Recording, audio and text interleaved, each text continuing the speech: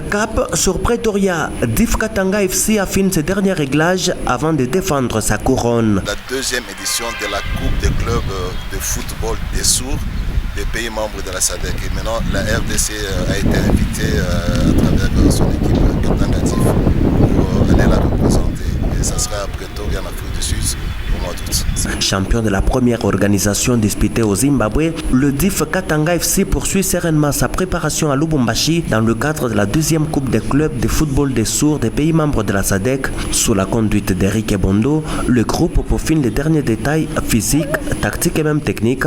Au fil des séances, les joueurs s'approprient progressivement la philosophie de jeu du technicien congolais avec l'ambition de représenter dignement la RDC et de conserver leur titre. On a prévu 20 jours de travail. Dans les 20 jours, on aura pratiquement 8 jours de travail physique, 8 jours encore de travail technique et tactique, donc avec des stratégies. Là, nous sommes toujours dans le travail physique. Oui, au début, ça a été un peu difficile, mais progressivement, quand même, ça va. Il commence à comprendre, il commence à entrer dans les philosophies.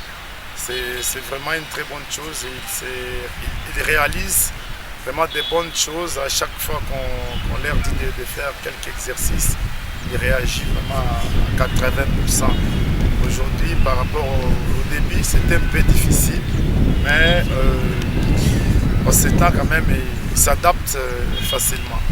Du côté de l'encadrement, l'optimisme reste de mise. Antoine Salomon Bafouka Bwende, responsable de la section sourd au comité paralympique du Haut-Katanga, souligne que l'équipe est prête sur le plan sportif. Le principal défi reste désormais administratif. Le club attend toujours l'accompagnement du ministère provincial des sports ainsi que d'autres autorités compétentes afin de faciliter le déplacement de cette formation vers la nation arc-en-ciel. Nous avons commencé les démarches administratives, ça fait plus de 2 mois maintenant.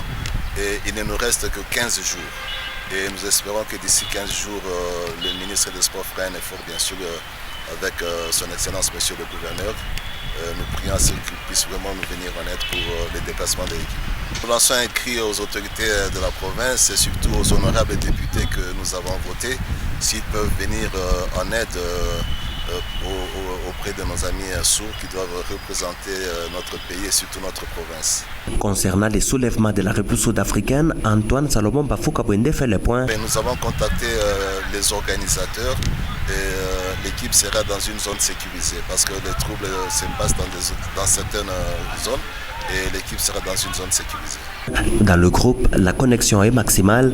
Le capitaine Prince, le gardien de but ainsi que plusieurs artisans du sacre d'Harare au Zimbabwe sont déjà à pied d'œuvre. Ils seront bientôt rejoints par 2 autres cadres en provenance de Kinshasa, de quoi renforcer davantage les ambitions de l'équipe.